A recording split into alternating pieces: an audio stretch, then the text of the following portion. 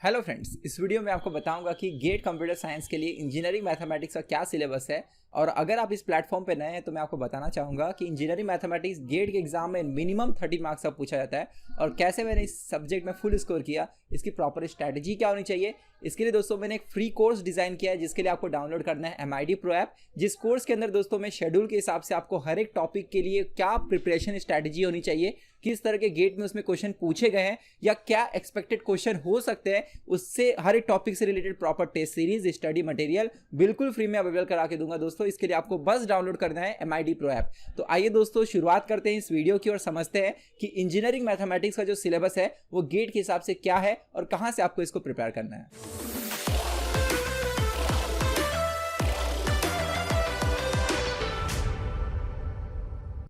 अगर दोस्तों हम इंजीनियरिंग मैथमेटिक्स के ओवरऑल सिलेबस को देखें तो हम इसको ब्रॉडली 4 कैटेगरीज में डिवाइड कर सकते हैं, जो कुछ इस तरह के हैं: discrete mathematics, linear algebra, calculus and probability and statistics. दोस्तों सबसे हेवीएस्ट वेटेज वाला जो टॉपिक है वो है डिस्क्रीट मैथमेटिक्स, और ये एक ऐसा कह सकते हैं सब्जेक्ट है इंजीनियरिंग मैथमेटिक्स के अंदर। दोस्तों जो डिस्क्रीट मैथमेटिक्स है ये भी खुद एक सब्जेक्ट है। तो डिस्क्रीट मैथमेटिक्स एक ऐसा आप कह सकते हैं एरिया है जो डेटा स्ट्रक्चर के साथ भी कनेक्टेड है। कैसे कनेक्टेड है ये आप धीरे धीरे आगे सीखेंगे। जो मैं कोर्स प्रोवाइड करूंगा उसमें मैं आपको कनेक्टेड स्ट्रैटेजी भी बताऊंगा कि किस तरह यहाँ के कंसेप्ट कैसे डेटा स्ट्रक्चर में अप्लाई होते हैं। अच्छा, दूसरा दोस्तों जो टॉपिक है वो है लीनियर अलजेब्रा, एंड थर्ड है कैलकुलस, एंड फोर्थ है प्रोबेबिलिटी एंड स्टैटिस्टिक्स। तो हर एक ये जो मैंने आपको 4 पार्ट्स बताए, इसके अंदर क्या क्या टॉपिक्स हैं जो आपको अच्छे से प्रिपेयर करने हैं, ये मैं आपको अब डिटेल में बताता हूँ। तो दोस्तों शुरुआत करते हैं डिस्क्रीट मैथमेटिक्स से। डिस्क्रीट मैथमेटिक्स में जितने भी टॉपिक्स हैं उसको कुछ हम इस तरह डिवाइड कर सकते हैं, जिसमें से सबसे पहला आप यहाँ पर देख रहे होंगे जो टॉपिक है वो है prepositional and first order logic.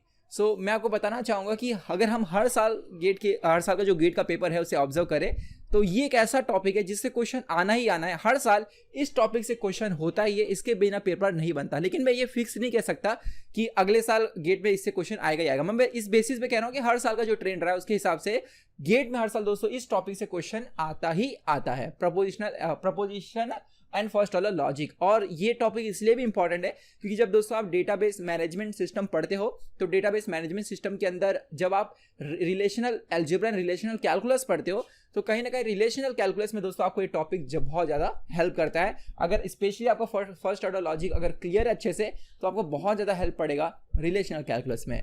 फिर दोस्तों अगला जो टॉपिक है वो है सेट्स, रिलेशंस, फंक्शंस। ये इसमें आपको वही सब प्रिपेयर करना है जो आपने 11th-12th में JEE के प्रिपरेशन के समय किया होगा। यहाँ पर दोस्तों डिस्क्रीट मैथमेटिक्स के लिए बुक्स कौन सी फॉलो करनी है, तो जो ज़्यादातर लोग फॉलो करते हैं वो है केनेथ H. रोजेन।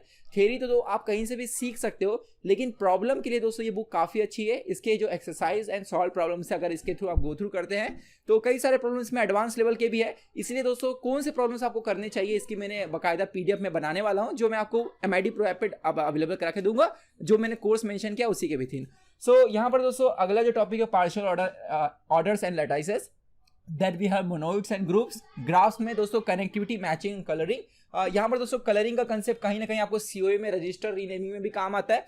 और ग्राफ्स ऐसा टॉपिक है दोस्तों, इसमें भी हर साल से क्वेश्चंस पूछे जाते हैं। मतलब अगर मैं आपको ये जितने भी मैंने एरिया बताया इसमें से श्योर एरिया बताओ जिससे क्वेश्चन आने ही आने हैं तो वो होंगे prepositional and first order logic and ये ग्राफ्स का टॉपिक। तो कहीं ना कहीं दोस्तों ये 2 टॉपिक से हर साल क्वेश्चन होते ही हैं। बाकी में से कहां से पूछेंगे ये फ्लक्चुएट होते रहता है। लास्ट पार्ट दोस्तों हमारा कॉम्बिनेटरिक्स है। कॉम्बिनेटोरिक्स में दोस्तों आपको कॉम्बिनेटोरिक्स में counting, recurrence, relation and generative function, ये जो टॉपिक है इसमें मैं आपको बताना चाहूंगा कि काउंटिंग वाला दोस्तों जो पार्ट है इसमें बेसिक परमुटेशन कॉम्बिनेशन आपका स्ट्रांग होना चाहिए। बिकॉज अगर आपको पार्ट थोड़ा स्ट्रांग है तो कहीं ना कहीं बाकी के जो सब्जेक्ट्स हैं, जैसे अगर मैं डेटा स्ट्रक्चर की बात करूं उसमें ट्रीज के काउंटिंग हो गए, एल्गोरिथम डेटा DBMS की बात करूं उसके अंदर ट्रांजैक्शन के काउंटिंग हो गए।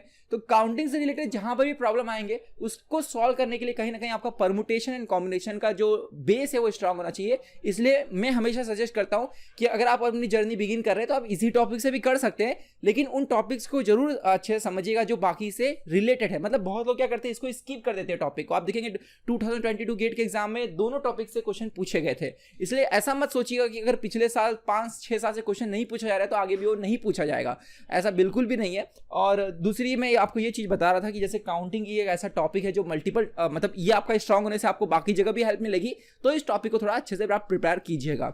हो सकता है इसे डायरेक्टली कोई क्वेश्चन गेट में ना आए, लेकिन इनडायरेक्टली दोस्तों ये बहुत सारे चीज़ों से रिलेटेड, जैसे आपको बीएसटी का काउंटिंग पूछ दिया तो कहीं ना कहीं आपका परमुटेशन कॉम्बिनेशन का लॉजिक अगर स्ट्रांग है तो आप वहाँ पे अप्लाई कर सकते हो उन चीज़ों को। अच्छा, तो दोस्तों जैसे मैंने बताया डिस्क्रीट मैथ्स के लिए आपको प्रॉब्लम प्रैक्टिस के लिए कैन एच रोजन फॉलो करना है, और मैं जो टेस्ट सीरीज डिजाइन करने वाला हूं, मैं जो स्टडी मटेरियल डिजाइन आपको देने वाला हूं वो मोर देन सफिशिएंट होगा। इसके लिए आपको कोई फी नहीं देना, ये फ्री ऑफ कॉस्ट रहेगा। अच्छा दोस्तों, अगले टॉपिक पे आते हैं। अगला हमारा टॉपिक है कैलकुलस।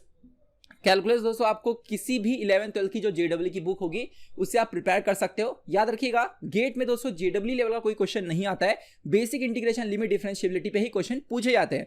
तो क्या है सिलेबस समझते हैं इसे। सिलेबस में दोस्तों हमारे पास है लिमिट्स, कंटिन्यूटी एंड डिफरेंशिएबिलिटी, जिसमें लिमिट्स में दोस्तों basic L hospital rule apply करके आप किसी भी क्वेश्चन को इजीली सॉल्व कर सकते हो। जितने भी क्वेश्चन अभी तक गेट में आए हुए हैं मैं उसके बेसिस पे आपको बता रहा हूँ। जहां तक बात है कंटिन्यूटी एंड डिफरेंशिएबिलिटी पे, यहाँ पर दोस्तों आपको पूछा जाएगा whether the given function is continuous और not, whether it is differentiable और नॉट। उससे रिलेटेड जो भी प्रॉपर्टीज रहेंगी उसके लिए आपको कोई भी जेडब्ल्यू का स्टडी मटेरियल रहेगा आप उसको फॉलो कर सकते हो। एंड उसके बाद दोस्तों मैक्सिमा एंड मिनिमा, ये गेट में दोस्तों आपको 11th-12th लेवल का ही आएगा। यानी आप जैसे फर्स्ट डेरिवेटिव लेके फिर सेकंड डेरिवेटिव को जीरो से सब्स्टिट्यूट करके फिर देखते थे कि whether the first derivative is less than zero greater than zero, sorry first derivative दोस्तों आप फर्स्ट डेरिवेटिव को आप इक्वल्स टू जीरो करते थे, देन उससे जो वैल्यू मिलती थी आपको वेरिएबल्स की उसको सेकंड डेरिवेटिव में पुट करते थे, जो आप चेक करते थे कि weather it is less than zero और ग्रेटर देन जीरो, राइट। तो वो वाला जो कंसेप्ट था वही कंसेप्ट पे बेस्ड दोस्तों क्वेश्चन आपको पूछे जाएंगे। आप जब इंजीनियरिंग करते रहोगे तो आपको मैक्सिमम मिनिमा 3 डायमेंशनल कर्व के लिए भी रहेगा, जहां पर आपने लैग्रेंज थ्योरम्स वगैरह पढ़े रहेंगे।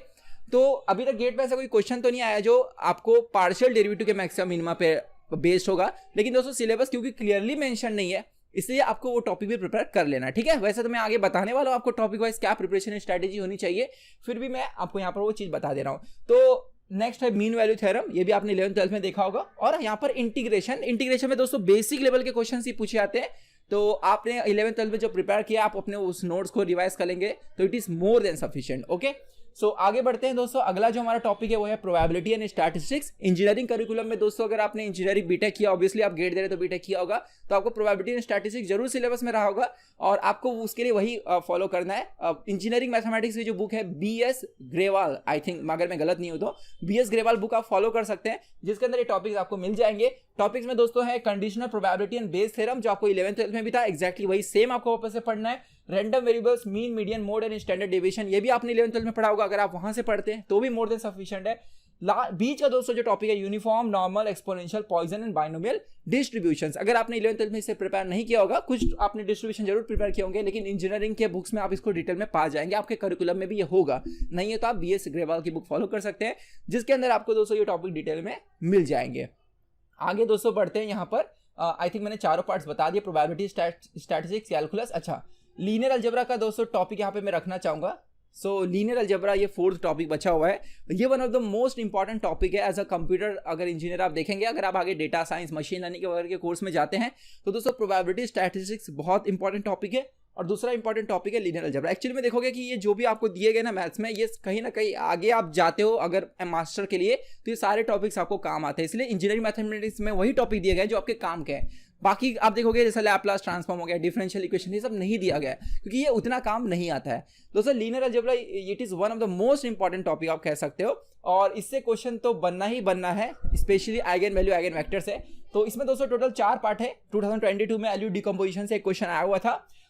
हर साल ऑन एवरेज हम लोग देखें तो आइगन वैल्यू, आइगन वेक्टर पे एक क्वेश्चन दोस्तों पूछा जाता है, ठीक है।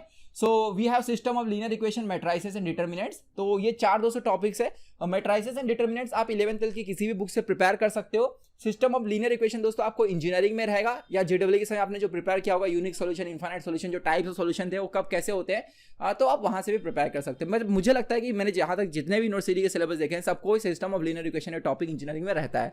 तो अगेन दोस्तों BS ग्रेवाल की बुक आप फॉलो कर सकते हो। Eigen values and eigen vectors के लिए दोस्तों प्रॉब्लम्स में आपको ज्यादा प्रैक्टिस करने हैं, थ्योरी तो आपको कहीं से भी नेट से मिल जाएगा, इवन प्रॉपर्टीज प्रॉब्लम थोड़ा ज्यादा प्रैक्टिस करना, थोड़ा डीप में समझिएगा। What is eigen value and eigen vectors में मैंने एक छोटी सी वीडियो बना रखी है, आप उस वीडियो को देखिएगा तो आपका थोड़ा नजरिया चेंज होगा चीजों को समझने का कि कैसे चीजों को समझा जाता है।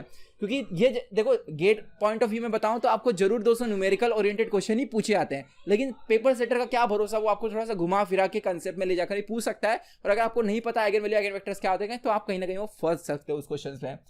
तो दोस्तों यहाँ पर अब मुझे लग रहा है आपको अच्छे से समझा कि लीनियर अलजेब्रा आपको लीनियर अलजेब्रा में क्या टॉपिक्स है, प्रिपरेशन कहाँ से करनी है, आपके इंजीनियरिंग की दोस्तों जो बेसिक बुक्स होगी करिकुलम में आप उससे प्रिपेयर कीजिए, it is more than sufficient. बाकी प्रॉब्लम प्रैक्टिस करते करते आप खुद ही सीख जाते हो, ठीक है। यहाँ पर मैंने जैसे आपको बताया कि इंजीनियरिंग मैथमेटिक्स में दोस्तों 4 पार्ट्स हैं, मिनिमम 13 मार्क्स का वेटेज, और याद समझिएगा अच्छे से कि 13 मार्क्स अगर आप इंजीनियरिंग मैथमेटिक्स में स्कोर कर लेते हैं और अगर आप एप्टीट्यूड में दोस्तों 15 में से 10 स्कोर कर लेते हैं, तो अगर समझो 13 में से 13 नहीं भी कर पाए, मान लो कि इंजीनियरिंग मैथमेटिक्स में आप 10 स्कोर कर लिए, बहुत अच्छा प्रिपेयर किया, 10 स्कोर कर लिया, ठीक है, और 10 आपने एप्टीट्यूड से कर लिया, तो टोटल हो गए दोस्तों 20 मार्क्स, ठीक है।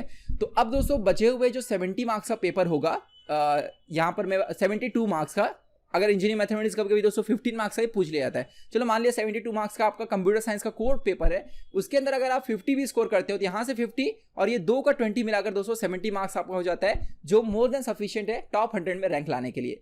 तो इसलिए दोस्तों इंजीनियरिंग मैथमेटिक्स के बिना गेट में अच्छा रैंक ला पाना बहुत ज़्यादा मुश्किल है। और स्पेशली मैं आपको कहूँगा कि अगर आप ये सोच रहे हैं कि एंड में आप इसका प्रिपेयर करेंगे तो मैं ये नहीं कहता हूँ कि वो हो नहीं पाएगा, लेकिन दोस्तों हमेशा शुरू से प्रिपेयर करना हमेशा बेस्ट होता है, बिकॉज इंजीनियरिंग मैथमेटिक्स कोई ऐसा सब्जेक्ट नहीं है जिसमें आपको लिस्ट ऑफ आप कह सकते हैं कंसेप्ट को याद करना है। यहाँ पर जितना ज़्यादा क्वेश्चन प्रैक्टिस करेंगे आप उतना ज़्यादा स्ट्रांग होंगे। कहीं ना कहीं एंड में प्रैक्टिस करने से आप कम क्वेश्चन प्रैक्टिस कर पाओ तो हो सकता है आपका कंसेप्ट में आप मिक्सअप कर दो। इसलिए दोस्तों स्पेशली जैसे हम लोग बात करें कंसेप्चुअल टॉपिक्स की, तो जैसे मैंने अभी डिस्क्रीट मैथमेटिक्स में आपको बताया कि ये जो रिकरेंस रिलेशन जेनेटिक फंक्शन ये सब कंसेप्चुअल टॉपिक्स है, थोड़ा इसमें प्रैक्टिस की जरूरत है, काउंटिंग कंसेप्चुअल टॉपिक्स है, प्रैक्टिस की जरूरत है। तो इन टॉपिक्स को आप पहले कीजिए। देखो इसमें भी बहुत सारे ऐसे भी टॉपिक्स है जैसे डिटर्मिनेंट हो गया, मैट्राइसेस हो गया, राइट, लिमिट्स हो गया, सब आसान टॉपिक्स है, हो सकता है आप एक हफ्ते में सब कंप्लीट कर डालो इसमें से आधे ज़्यादा टॉपिक। लेकिन दोस्तों वो टॉपिक्स जो है वो बाद में भी किए जा सकते हैं, लेकिन जो टफ टॉपिक्स इसमें से हैं वो आपको कहीं ना कहीं अभी से शुरू से प्रिपेयर करना होगा। अच्छा वो कौन से टॉपिक्स है, कैसे प्रिपेयर करना है, किस तरह के क्वेश्चन पूछे गए, क्या एक एक टॉपिक के अंदर क्या क्या सब टॉपिक्स हैं, तो इसकी डिटेल वीडियोस दोस्तों थोड़े समय में आपको बनाऊंगा। और जैसा कि मैंने बताया कि आप हमारे यूट्यूब चैनल को जरूर सब्सक्राइब कीजिएगा, इस पर आपको अपडेट मिलते रहेगा। और MIT Pro ऐप डाउनलोड कीजिए जिसमें गेट के कोर्स सेक्शन में दोस्तों इस कोर्स पे आपको फ्रीली एक्सेस मिल जाएगा और शेड्यूल के हिसाब से इसमें वीडियोस आते रहेंगे, आपको सिंपली उसे फॉलो करना है। फिर भी अगर दोस्तों आपको कोई डाउट है, अगर आपको मेंटरशिप चाहिए तो आप डिस्प्ले में जो नंबर दिख रहा है उस पर कॉन्टेक्ट कर सकते हैं। आपका बहुत बहुत धन्यवाद, मिलते हैं नेक्स्ट वीडियो में।